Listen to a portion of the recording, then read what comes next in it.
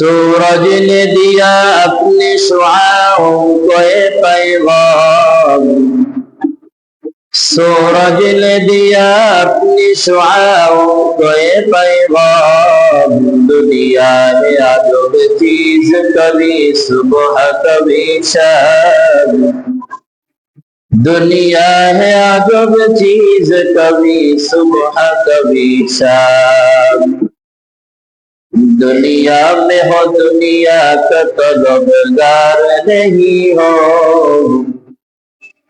दुनिया में हो दुनिया का तलबगार नहीं हो।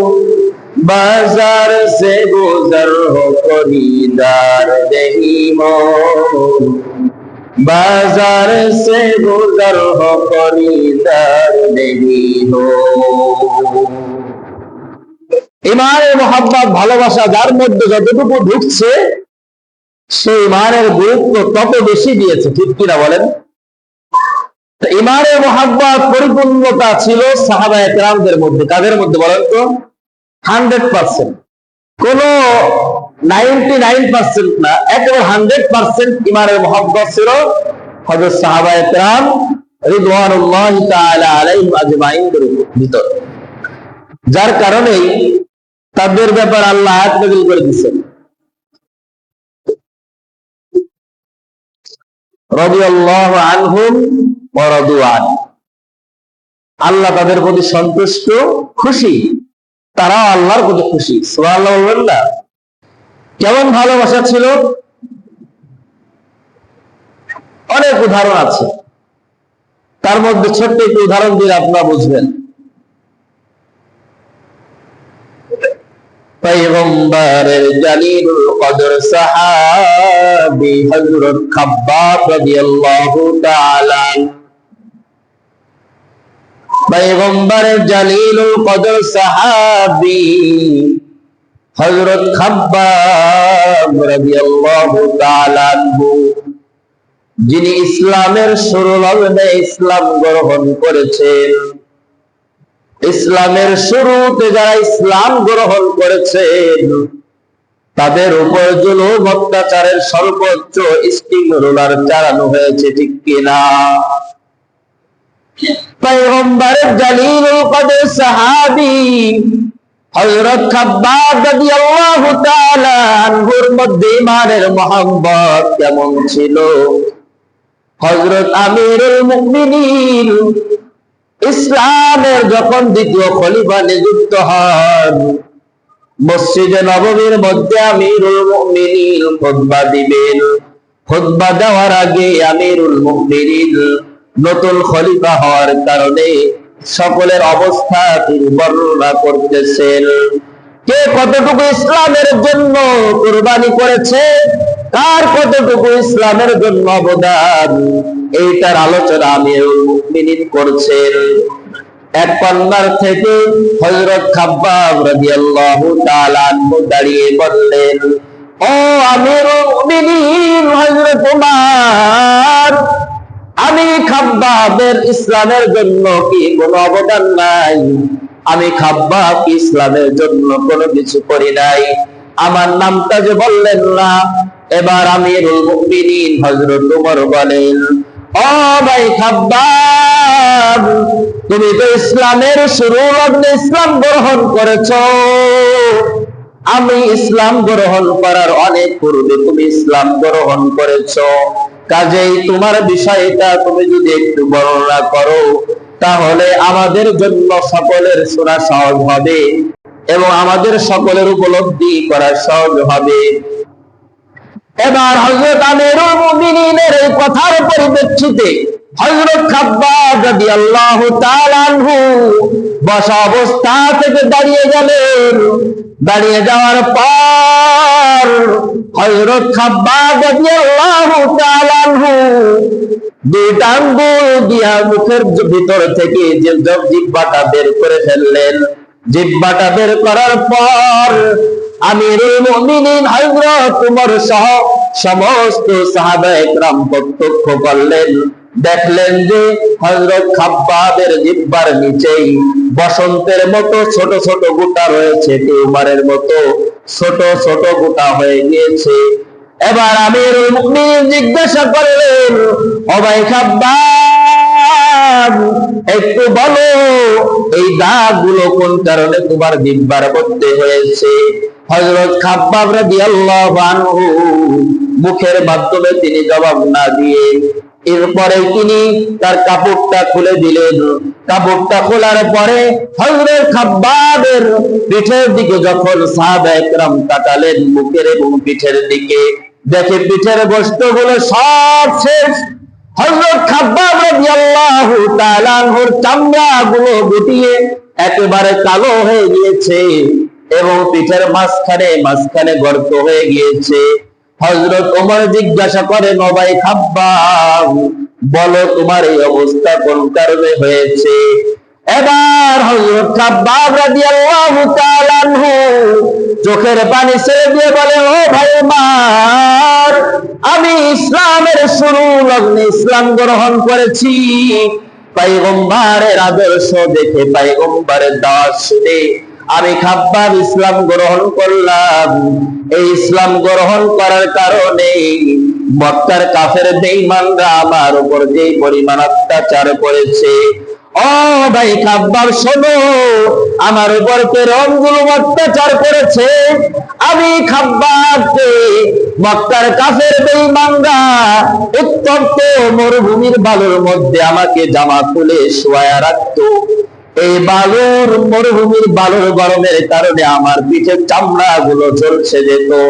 শুধু তাই নয়, ও ভাই আমিরুল মুমিনিন ওমর শোনেন, এই মক্কার কাফেররা মক্কার পাহাড় থেকে ছোট ছোট পাথর গুলো এনে তারা জাল দিত, যারা আগুনে জ্বালাইতো। আগুনে জ্বালানোর পরে এইগুলো উত্তপ্ত গরম হয়ে যখন যেত, তখন এইগুলোই মরুভূমির বালুর মধ্যে রাখতো। রাখার পরে আমি খাব্বাবকে এই পাথরের মধ্যে তারা শোয়া দিত। এই পাথরের গরমের কারণে আমি খাব্বাবের পিঠের সমস্ত গোশত গুলো ঝরে পড়ে যায়। আমি খাব্বাব নির্যাতনের উপরে নির্যাতন সহ্য করি। শুধু তাই নয়, এরপরে তারা যে উট চালাইতো, যে ঘোড়া চালাইতো, এই ঘোড়ার চাবুক দিয়ে আমি খাব্বাবের বুকের উপর তারা চাবুক মারতো, যার কারণে আমার বুকের ভিতরে কালো দাগ গুলো বসে গেছে। ও ভাই ওমর শুনে নাও, শুনে নাও, শুধু এতটুকু নয়, এরপরে তারা এই যে মক্কার পাহাড়ের বাবলা গাছ থেকে টাকা এনে আমি খাব্বাবের জবান থেকে গরুর মতো জিহ্বাটা বের করে আমাকে এই জিহ্বার মধ্যে তারা বাবলা গাছের কাঁটাগুলো তারা ঢুকাইতো। আমার জিহ্বার মধ্যে বাবলা গাছের কাঁটাগুলো যখন তারা ভরে দিত, আর আমি কষ্টের কারণে আল্লাহর নামগুলো স্মরণ করতাম আর বলতাম, হাদ হাদ, আমার আল্লাহ হলেন এক। এবার মক্কার কাফের মুশরিকরা বলে, ও খাব্বাব, যতক্ষণ না তুমি আল্লাহর নাম না ছেড়ে দিবা, ততক্ষণ পর্যন্ত আমাদের এই জুলুম অত্যাচার চলতেই থাকবে। হযরত খাব্বাব বলেন, ও মক্কার কাফের বেঈমান শুনে নাও, আমি খাব্বাবের মধ্যে রাসূলের আদর্শের কালেমা আমার দিলে ঢুকে গেছে। কাজেই কোনদিন সম্ভব নয় আমি খাব্বাবকে যদি আল্লাহ 1000 বার নয়, 1 লক্ষ বার নয়, কোটি কোটি বার যদি আমাকে জীবন দেন, আর আমি কোটি কোটি বার তোমাদের মোকাবেলা করব, তারপরও নবীর আদর্শের কালেমা আমার জবান থেকে বের হবে না। বলেন সুবহানাল্লাহ। আমার জবান থেকে নবীজির কালেমার বিপরীত কোনো কিছু বের হবে না, কারণ আমি মদিনাওয়ালা, নবীর আদর্শের কালেমা আমার সিনার মধ্যে ঢুকেছে। আমার অন্তরের মধ্যে নবীর কালেমার মহব্বত ঢুকে গেছে। এই কারণেই দেখা যায় সাহাবায়ে কেরাম আল্লাহ এবং রাসূলের মহব্বতের কারণে নিজের ঘর বাড়ি ছেড়ে দিয়েছেন। আল্লাহ এবং রাসূলের মহব্বতের কারণে নিজের স্ত্রীকে বিধবা করেছেন, নিজের সন্তানকে এতিম করেছেন, নিজের ধন সম্পদ, ব্যবসা বাণিজ্য সবকিছু ছেড়ে দিয়েছেন, ঠিক কিনা? একমাত্র আল্লাহ এবং রাসূলের মহব্বত থাকার কারণে পয়গম্বরের মুহাব্বত এবং আল্লাহর প্রতি ভয়, এই দুইটা যখন ওই সাহাবীদের মধ্যে পরিপূর্ণ এসে গেছে, তারা দুনিয়াকে সব বিসর্জন দিয়ে একমাত্র আল্লাহর মুহাব্বত তারা প্রাধান্য দিয়েছে। বলেন সুবহানাল্লাহ। এই কারণে সাহাবায়ে কেরামের আদর্শের উপরে আল্লাহ তাআলা খুশি হয়ে আয়াত নাযিল করে দিয়েছেন, রাদিয়াল্লাহু আনহুম ওয়া রাদওয়ান। সাহাবায়ে কেরামের উপর আল্লাহ খুশি এবং তারা আল্লাহর উপরে খুশি তাদের ঈমান এবং আমলের কারণে। কাজেই আমরা যদি এরকম ঈমান আমল করতে পারি, গঠন করতে পারি, তাহলে আসমানের মালিক আল্লাহ আমাদের উপরে খুশি হয়ে যাবেন, ঠিক কি না? কিন্তু বড় আফসোস, বড় দুঃখের বিষয়, সাহাবায়ে কেরামের ঈমানের মতো ঈমান তো দূরের কথা, সাধারণ ঈমানের ভালোবাসা আমাদের মধ্যে নাই, সাধারণ ঈমানের মহব্বত আমাদের মধ্যে নাই, ঠিক কিনা? সাধারণ ঈমানের মহব্বত ভালোবাসা যদি আমাদের মধ্যে থাকতো, তাহলেই দেখা যায় বিভিন্ন সময় ঈমানের উপর কাফের বেঈমানরা আঘাত করে, ইহুদি নাস্তিক মুরতাদরা আঘাত করে, আল্লাহ এবং রাসূলের বিরুদ্ধে কথা বলে, সাহাবায়ে কেরামের বিরুদ্ধে কথা বলে। শুধু তাই নয়, কুরআন হাদিসের বিরুদ্ধে কথা বলে, কিন্তু আমাদের জবান থেকে প্রতিবাদের কোন আওয়াজ বের হয় না, ঠিক কিনা? এই যে কিছুদিন আগে বসুন্ধরা নর্থ সাউথ ইউনিভার্সিটি থেকে এক হতভাগা আল্লাহর কালামকে সে তার পা দিয়ে লাথি মেরেছে, ঠিক কিনা? যার নাম হলো অপূর্ব পাল। এই কুলাঙ্গার বেঈমান আল্লাহর কালামকে লাথি মেরেছে। আজকে যদি সাহাবীদের মতো ঈমান আমাদের থাকতো, তাহলে আমরা তখন বসে থাকতাম না, নিজের জীবনের তাজা রক্ত ঢেলে দেওয়ার জন্য আমরা ওই কুলাঙ্গারের ফাঁসির জন্য ময়দানে ঝাঁপিয়ে পড়তাম, ঠিক কিনা? আমাদের ঈমান এই পরিমাণ নাই, আমাদের ঈমানের মুহাব্বত ভালোবাসা সাহাবায়ে কেরামের মতো নাই, যার কারণে আমাদের সামনে 95% মুসলমানের দেশে কোরআনকে লাথি মারে কোনো প্রতিবাদ হয় না। এরপরে আল্লাহ রাসূলকে নিয়ে কটূক্তি করে বেঈমানরা কথা বলে, কোনো আমাদের প্রতিবাদের আওয়াজ বের হয় না, ঠিক কিনা? শুধু তাই নয়, দুঃখের বিষয় হলো প্রতিবাদ তো দূরের কথা, তা শুধু তাই নয়, দুঃখের কথা হলো তাদের অনুষ্ঠানে, তাদের গির্জায় গিয়েও আমরা শুভেচ্ছা জানাই, ঠিক কিনা?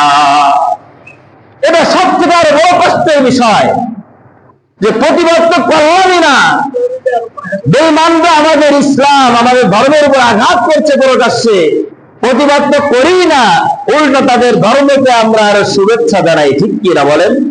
আমরা এতটুকু কমন সেন্সহীন হয়ে গেছি যে স্থান কাল পাত্র ভেবেও কথা বলার যোগ্যতা আমাদের মধ্যে আসে নাই, যত বড় শিক্ষিত হই না কেন, ঠিক কিনা বলেন?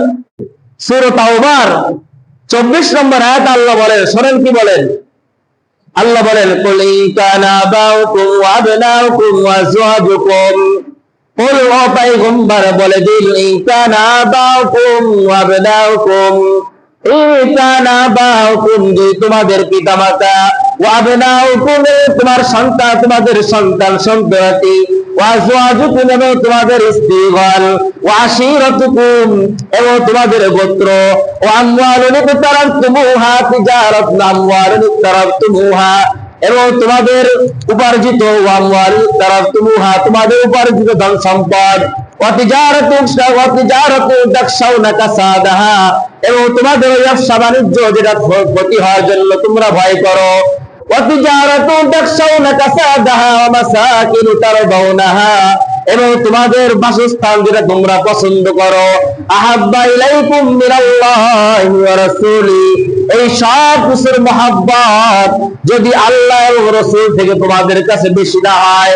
অর্থাৎ এই সবগুলোর মহব্বতের চেয়ে আল্লাহ এবং রাসূলের মহব্বত তোমাদের যদি বেশি না থাকে, তোমাদের অন্তর যদি নিজের সন্তান সন্ততি, নিজের স্ত্রী, নিজের সম্পদ, নিজের বাড়ি গাড়ি, এই সব কিছু থেকে যদি আল্লাহ এবং রসুলের মহব্বত তোমাদের অন্তরে পরিপূর্ণ না হয়, আল্লাহ বলে শুনে নাও, হাত্তা ইয়াতি আল্লাহু বিআমরি, অচিরেই তোমাদের উপর আল্লাহর আদেশ আসবে।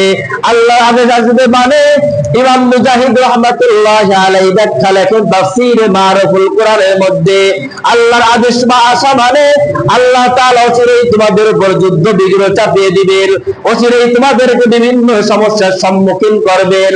হাসান বসরি রাহমাতুল্লাহ আলাইহি আয়াতের ব্যাখ্যায় তাফসীর মারুফুল কোরআনের মধ্যে বলেন, এই হাত্তা ইয়াতি আল্লাহু বিআমরির অর্থ হলো, ব্যাখ্যা হলো, অচিরেই আল্লাহর গজব তোমাদের উপর আসবে।